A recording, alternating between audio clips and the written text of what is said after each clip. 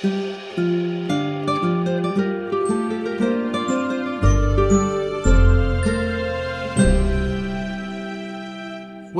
to another bonus episode here on Patreon and to Adventures in Theater History, where we bring you the best stories from the deep and fascinating history of theater in the city of Philadelphia.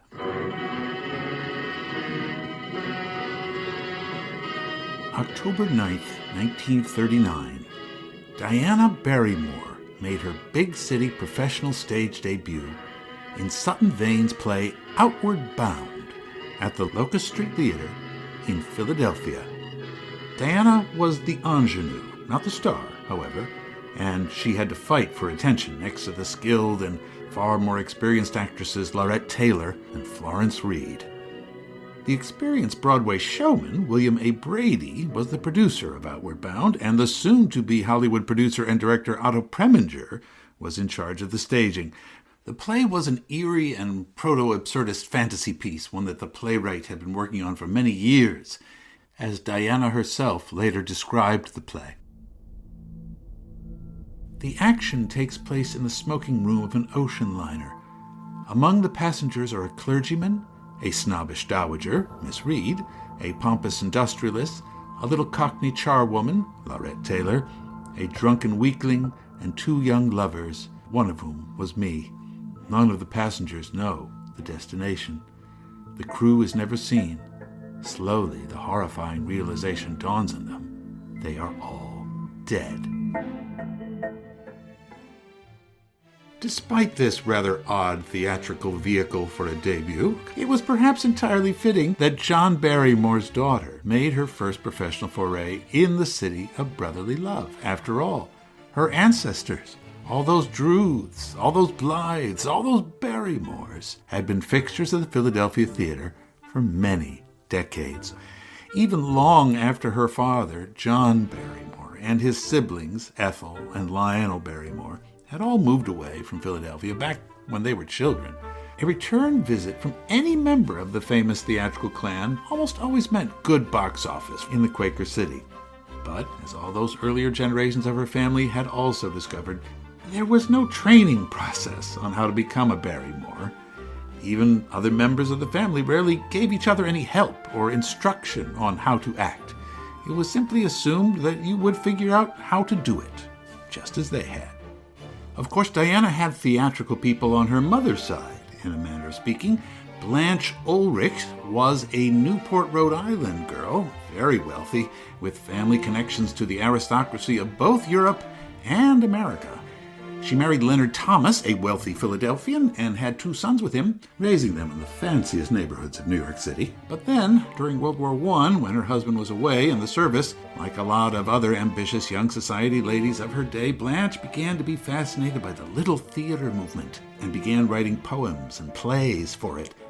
Through her new theater friends, she also met the fascinating Broadway actor John Barrymore and fell into a tempestuous affair with him, divorced her husband, and married Barrymore when she became pregnant with Diana.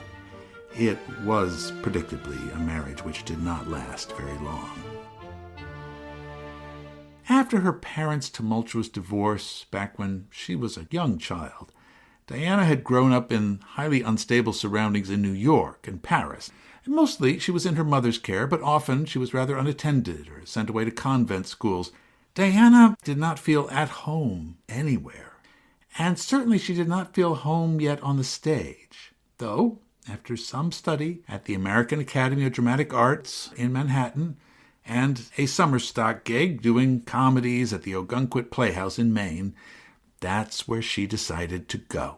She found that just having the last name Barrymore opened up a lot of doors for her. She didn't even have to knock.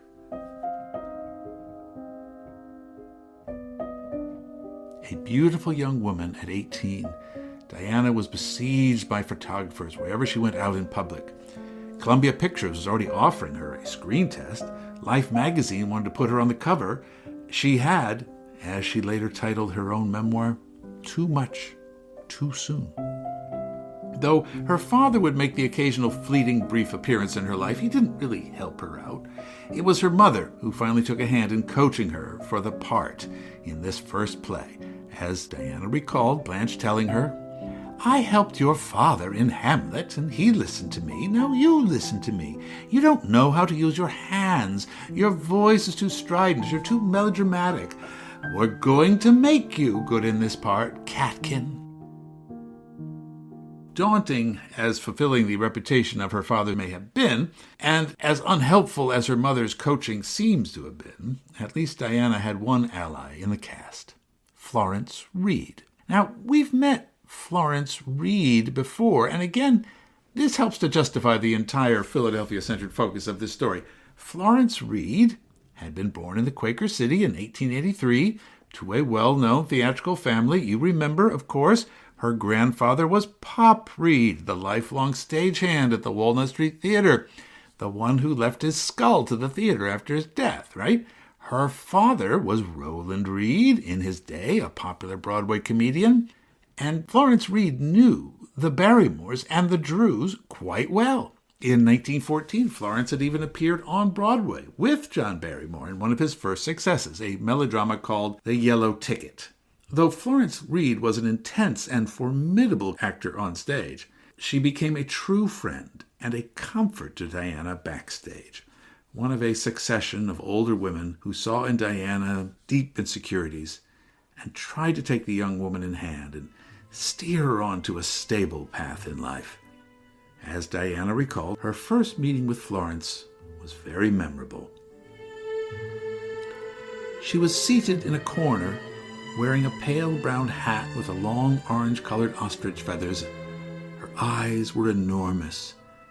She was in platform shoes with soles so thick as to be almost grotesque, a tiny woman, under 5 feet, with these enormous, hypnotic eyes.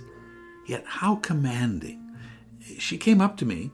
She seemed to fill the room. "Child," she said, and her voice was as striking as the rest of her, low, hoarse, sounding like a man's voice with a razor caught in his throat. "Child, I knew your father. Come over here and sit next to me. There's nothing to be nervous about." Nonetheless, when we opened nearly a month later in Philadelphia, I was terrified. Though it wasn't New York, and only New York counted, I'd learned. Philadelphia was the birthplace of the Barrymores. I sweated through my dress, even through my shields. 5 minutes before my call, I glanced in the mirror. I was horrified. My mascara had begun to run, smearing my cheeks. I made up again in a frenzy. I'd never been this nervous in summer stock. But when I got out on the stage, at least I remembered my lines. I forgot nothing. Apparently, mother's coaching helped. One critic found me, quote, "carrying on in the Barrymore tradition with genuine acting ability." Another, "She played the part of Anne with conviction, but hardly the polish of a seasoned Barrymore." Florence Reed, whose opinion I valued above all the others, said to me, "Child, you did that very well. I'm most pleased with you." She kissed me. "The rest is up to you."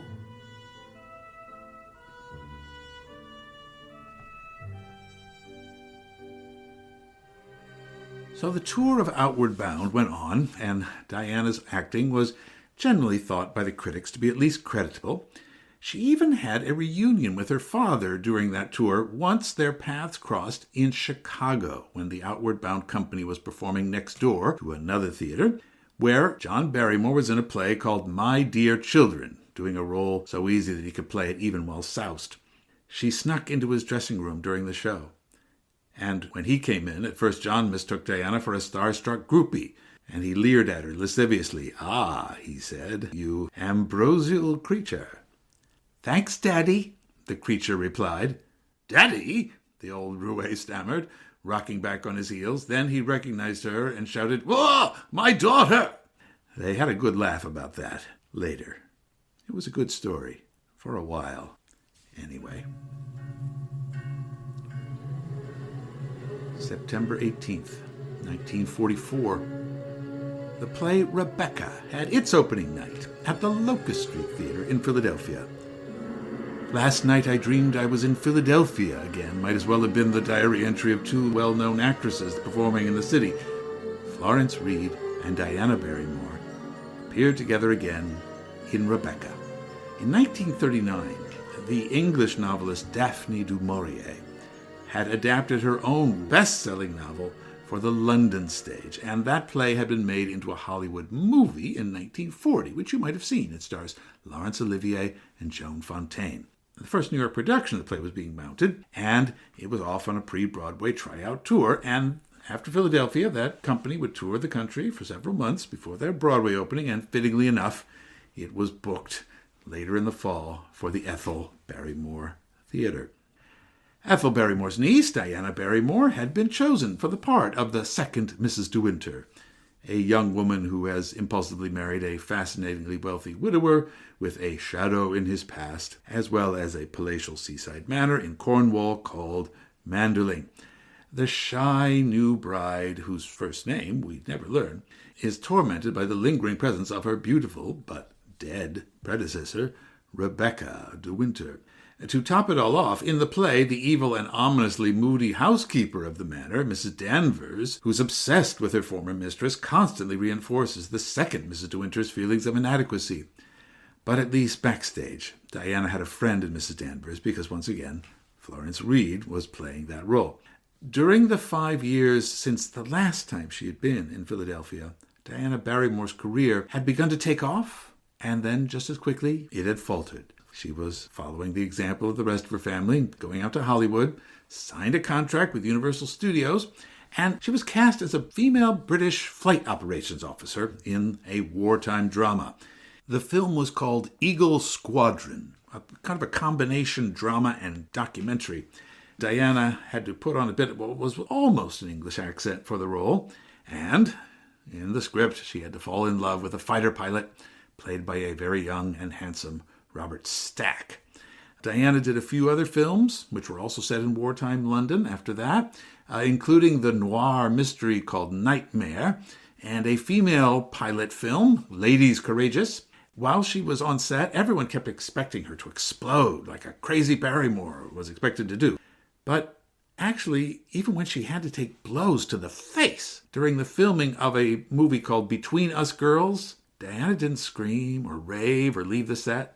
Instead, she just kept on trying to do her job as best she could, playing a gutsy femme fatale. Here's a clip. How about a drink, Mr. Blake? Give us a lift, huh? No, thank you. It's awful good you came, Mr. Blake. Awful good. I'm certainly glad. You know, a girl gets kind of bored in a dull joint like this. A girl like me, anyway. Well, there's not a real man in the whole crowd. But you're real, Mr. Blake. I am? I'll say you are. You're warm. You've got appeal. That's what makes a hit with me. With a girl like me, it's the real things in life that count. The really real things that a girl like me dreams about and can't have. We love to look up, but I never found a man that I could look up to. In fact, during most of her time out in Hollywood, Diana's personal life was not going well at all. Her father, John Barrymore, died in 1942 of chronic alcoholism. He had never formed a close emotional bond with his daughter, Diana, leaving a gaping hole in her self-esteem, which she then tried to fill with so many unhealthy relationships. She received another deep psychological blow right about that same time when her beloved half-brother, Robin, had died at the age of 29 of the same problem.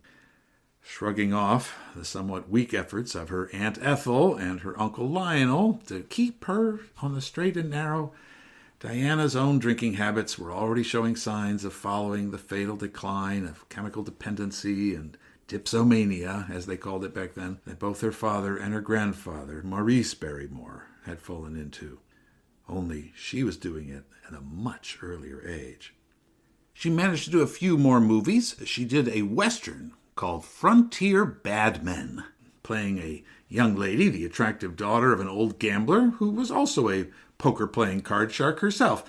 And she has this odd speech during it as she's riding along on a buckboard wagon, which seems to be based somewhat on her own life. By the way, let's talk about you. How did you ever get to be a dealer? Oh, it doesn't take long to tell about me. My dad died broke, like most gamblers. But he taught me everything he knew. I had nobody.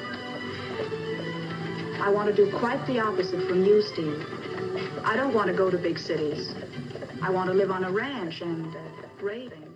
She had married the actor Bramwell Fletcher in 1942, who was 14 years older than her. Fletcher had even worked with her father 10 years previously in the film Svengali. Bram and Diana got married in a big ceremony with lots of hullabaloo, but after about 9 weeks of marriage, she realized she was bored with him and started stepping out with other men, having affairs with other second-rate but physically gorgeous actors like Victor Mature and Rory Calhoun. Of course, she was also drinking a lot and couldn't always remember who she'd spent the night with.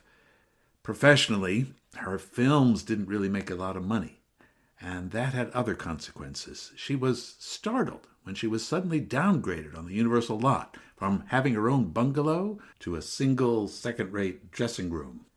When the studio started offering her roles only in B-grade Sherlock Holmes pictures or Abbott and Costello comedies, she balked, refusing to do them.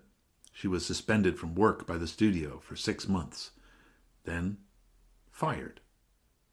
She claimed to be glad about it. In an interview with Associated Press that was published across the country, she said that working in Hollywood was like working in a factory, that she was tired of being typecast as a man-stealer. She didn't like it. She wasn't going back. "I don't like getting up early in the morning and working late at night," she said.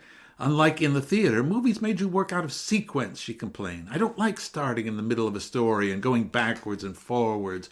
The whole procedure has nothing to do with acting." She did some radio work for a while, but didn't really like that either, and didn't keep her busy enough to keep her out of trouble with men and booze during the downtimes. She started showing up to do the radio shows while hungover, slurring her lines. She lost that job, too. Alarmingly, she even made an unsuccessful suicide attempt. At that point, her agent snagged her the part in the Broadway company of Rebecca, and she announced to the press that she was returning to the New York stage. Unfortunately, part of the deal was that her husband, Bramwell Fletcher, also be in the show, playing Mr. De Winter, which was great publicity but wasn't really pleasing to Diana, but oh well, at least it was theater work again. Diana had been at least much reassured that her old friend Flo Reed was in the cast as the evil Mrs. Danvers. Perhaps if she and Bramwell had a baby together, then they could patch things up, she asked Flo miserably. "Well, yes, I suppose so," agreed Reed, but since Reed was having a late-in-life rebirth of her childhood faith, she counseled Diana to have her civil marriage made official by the Catholic Church first.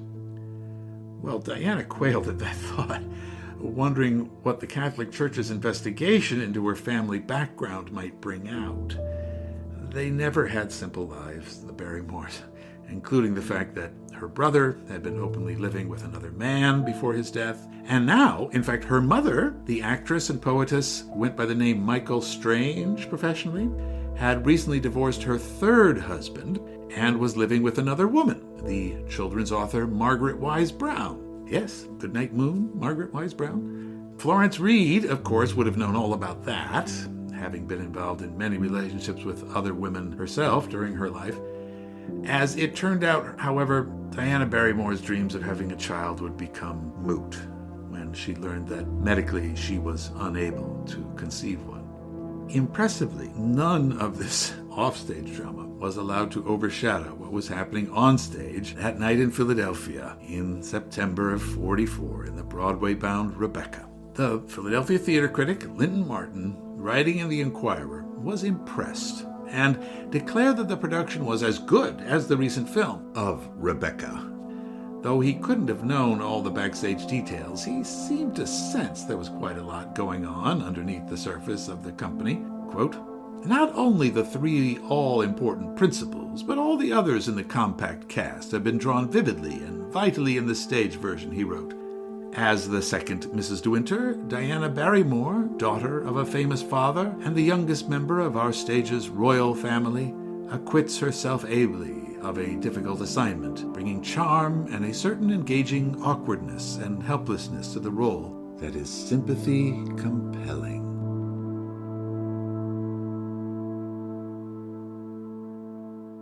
July 29th, 1946. It was the opening night of a week-long run of another production of Rebecca, this time not at a Broadway-level house, but instead at a summer theater, the Bucks County Playhouse, north of Philadelphia, in New Hope, Pennsylvania. Diana Barrymore was, as Broadway stars often did in those days, repeating her role. But in terms of psychological torture, Miss Barrymore was likely glad to get away from New York media spotlight for a while that summer, as her tempestuous love life was fodder for the gossip columnists as always. She was only recently divorced from Bramwell Fletcher, and she was drinking too much again and, like the poor second Mrs. De Winter, falling in love too fast. A photo taken a few days earlier had just been published in the national newspapers above the caption, "Diana to wed.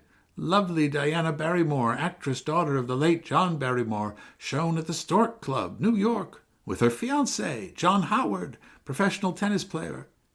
However, further noted the caption, after the picture was taken, they separated. Howard was one of the worst mistakes she had ever made in her life, Diana later wrote. Sure, the sex was great at first, but he was a disaster for her in so many other ways, including introducing her to marijuana and other drugs. The divorce was granted after just 6 months of marriage. Again, theater seemed to offer her some sort of psychological refuge, and it was off to the Pennsylvania countryside for her. The Bucks County Playhouse Summer Stock Company, founded just a few years previously in July of 1939, was just a few miles north of Philadelphia, as we said, and its rural location was right in the middle of a very popular summer retreat for many Broadway writers, directors, actors, and producers. Thus, it was relatively simple to attract big Broadway names like Barrymore to agree to be in a quick summer show in the delightful surroundings. Kitty Carlisle Hart had preceded Diana on the Bucks County stage, and Helen Hayes was booked to follow her in August. Besides the obvious Barrymore family Philadelphia angle, the amount of Philadelphia connections to this small summer stock production are so numerous as to make your humble correspondent and Philly theater history maven wonder if he hasn't spent too much time in the archives entirely. But here it goes. First, I didn't mention it before, but there's the name Daphne du Maurier, who had adapted her own work into the play. Daphne du Maurier was named after Diana Barrymore's aunt, Ethel Barrymore. To explain, in her youth, Ethel had been a very popular actress in London, and she was a dear friend and possibly the lover of the author Gerald du Maurier. Knowing that Miss Barrymore secretly hated her first name, Ethel, as a private joke, Gerald always called her Daphne instead. Later, when he and his eventual wife had their second daughter in 1907, he happily wrote a letter to Ethel and told her that of course the child was named Daphne in honor of her. Carrying a private joke a bit too far, I think, and I'm not sure Muriel Beaumont, his wife, was ever really in on it. Second point, the director of the Bucks County production of Rebecca was the veteran actor Philip Loeb. Phil Loeb, of course, was a native Philadelphian, and he has a chapter, a rather sad chapter, of his own in my recent book. Third, playing the mysterious Gerald de Winter opposite Diana this time around was Alexander Kirkland, who, as a young man, had first studied to be an artist at the Pennsylvania Academy of Fine Arts on Broad Street, but then had decided to become an actor, and Kirkland, of course, had trained at the Hedgerow Theater under Jasper Dieter. So we get back to Philly in this story by many routes, just in this little summer passage of her life. Diana, however, would not really return to the ancestral home of the Barrymores again, not for 7 more years, by which point her life story had taken a very dark turn and become very desperate and sad indeed. January 17th, 1955, Diana Barrymore opened in the French farce Pajama Tops at the Erlanger Theater on Market Street in Philadelphia. The actor Robert Wilcox was also in the cast, playing her husband in the play, as indeed the handsome but rather haggard-looking actor was in her life. Robert Wilcox was Diana's third husband, if you're keeping track, which seems like a lot at such a young age, but of course we might remember that not only did her mother have 3 marriages to men and then an additional spousal relationship with a woman, but that Diana's great-grandmother, the formidable Louisa Lane Hunt Mossop Drew, had the exact same pattern of 3 early marriages during her life a century before.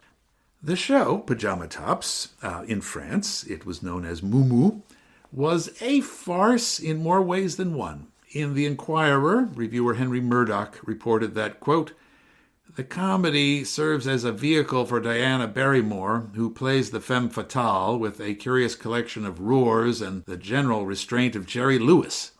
She has managed all of the extravagances, but none of the subtleties of her noted clan. In general, the surrounding players take their pitch from her." Oof. Well, off stage, Diana, as her father had done as well, was suffering from liver disease. Again, only 33. As if in search of him in a deeply disturbing way, she'd always gotten hitched to an older man who was also an alcoholic. Her financial inheritance from her father, which might have saved her, was already squandered. Her mother, also once quite wealthy, had died in 1950 of leukemia, and after the death of her companion, Margaret Wise Brown, 2 years later, Diana ordered that all the correspondence between the 2 women should be burned. So in 1954, Diana and Robert Wilcox signed up for this production of Pajama Tops in a desperate attempt to revive their fortunes. And the tour, supposedly in advance of an eventual Broadway booking, which never happened, had started rockily. In Detroit, a sympathetic Tallulah Bankhead, speaking of actresses with complex lives, who was also doing a show in Detroit at an adjacent theater, had gone backstage to meet Diana, and while she was there, had shown her how to finally apply stage makeup properly. It was a skill which, amazingly, Diana had never really been taught. Again, it was part of being a Barrymore. You were just supposed to know. Bankhead also tried to counsel Diana not to be her own worst enemy, like me. You have a soul, but you spent years trying to destroy it. In Chicago, in late December, another actress in the Pajama Tops company who played the small part of a French maid had been fired by the producers after she missed too many shows due to her own drug addiction, and then later she tried to take her own life, but also administering pills to her own young daughter. The actress was found barely alive, but the child did not survive. By the time this tour reached Philadelphia, the tabloids were full of these stories and other tales about Pajama Tops, tales of missed performances by the leads, drunken backstage fights, and other disasters. The ad in the Philadelphia papers featured a rather blousily revealing photo and promised that Diana Barrymore would appear in person, as if that might be in doubt. But apparently many people showed up just to see the likely train wreck. Tickets were cheap and were offered to the public at a rate of 2 for the price of 1. The next day, the reviewer in the Camden Courier-Press compared Pajama Tops to the worst kind of cheap burlesque. And the critic wrote that the show, quote, handed quite a kick to the teenagers who abounded in the audience. From the opening curtain, Pajama Tops becomes a mental strip tease designed to challenge its viewers to guess who would be seduced first. Well, perhaps stung by these really bad notices, Diana again hit the bottle and appeared intoxicated on stage for the next show.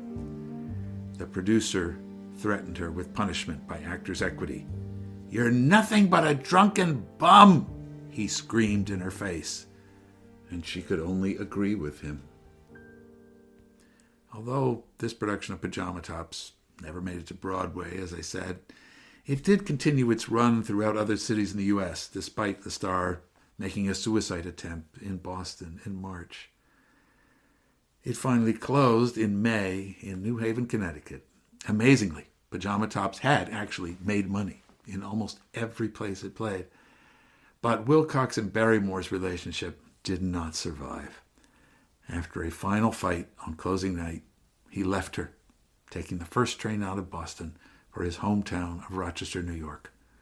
But then he died in his sleep, in the train on the way, supposedly of a heart attack. The tortured Diana, thinking her life was over and her acting career was essentially done, could think of nothing else to do but to trade in again on her tabloid celebrity. So she signed a book contract and penned a tell-all confessional with all the juicy details, the drinking, the love affairs, the drugs, everything. Mostly, of course, it was ghostwritten by the author Gerald Frank, actually. But it had that very apt title, Too Much, Too Soon. And in the midst of the publicity that eventually arose around this book, the famous CBS television journalist Mike Wallace did a hard-hitting, on-camera interview with Diana, which is very painful to watch. Not the least because the once beautiful Diana's face is quite visibly ravaged, and she chain smokes throughout the entire interview, puffing desperately on each cigarette, like she wanted it to burn her insides out. Diana, first of all, I'd like to know why you wrote a book that reveals intimate and sometimes shocking things about yourself, your family, and your friends. How do you account for your fall, for the drinking, the unhappiness, the immorality? Well, I'd say the title of the book explains it very much. When you have everything, unless you're a very stable human being or have some stability in your life, in your surrounding life, like your parents, for instance, you're very liable to go off half-cocked, which is indeed what I did. Why did she put up with it? Well, again, she desperately needed money. And she couldn't even object when the rights to the book were sold and made into a Hollywood movie. You can find it. It's on YouTube. It stars Dorothy Malone as Diana. And, weirdly, amazingly, her father's old drinking buddy, Errol Flynn, of all people, playing John Barrymore.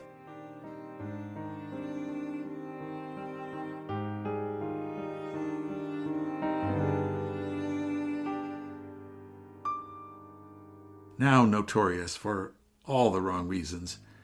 For a while, in the late 1950s, Diana Barrymore became the drinking buddy and confidant of the playwright Tennessee Williams.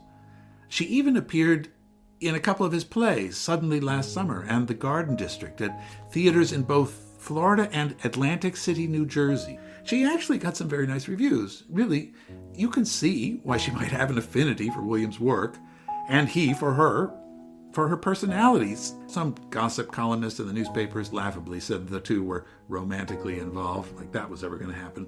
But more to the point, Diana was rather like a character in one of Tennessee Williams' plays.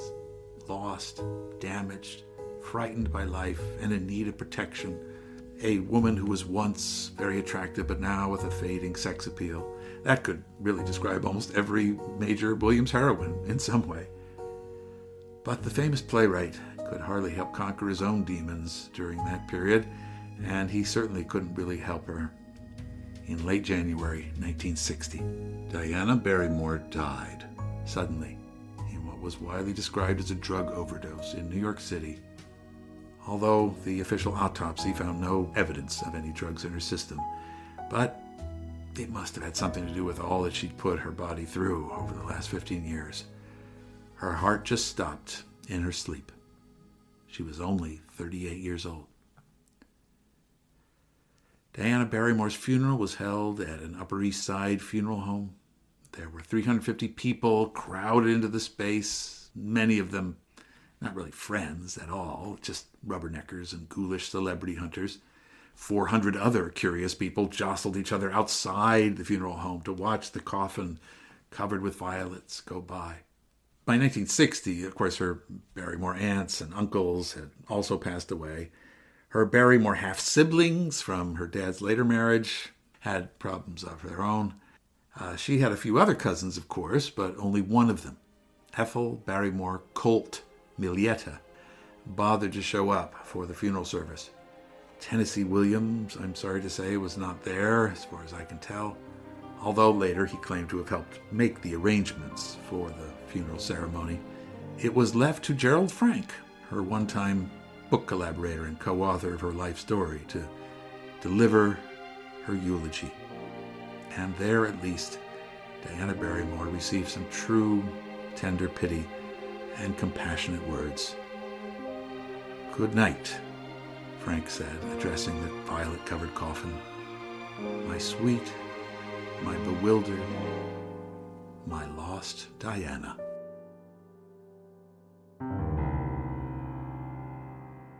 So that's our episode for today. A sad story, like the ending of many of the Barrymore stories, unfortunately.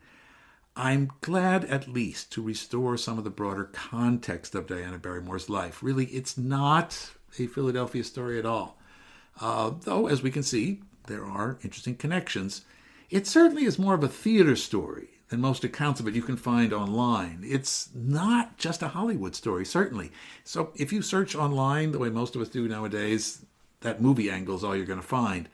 Most folks are so well exposed to the narratives of Hollywood movies. That's all the context we really care about. But those of you who listen to the podcast, we know better. Theater folk, like the Barrymores, really live in the theater. And when they leave us, I think it's only right that they are remembered for the best moments of what they did there. Thank you for supporting the show. Please write to me if you have anything you'd like to add or respond to. I'm always happy to get emails from listeners and supporters, especially these days. You bet. Thanks so much, as ever, for coming along on another adventure in theater history, Philadelphia.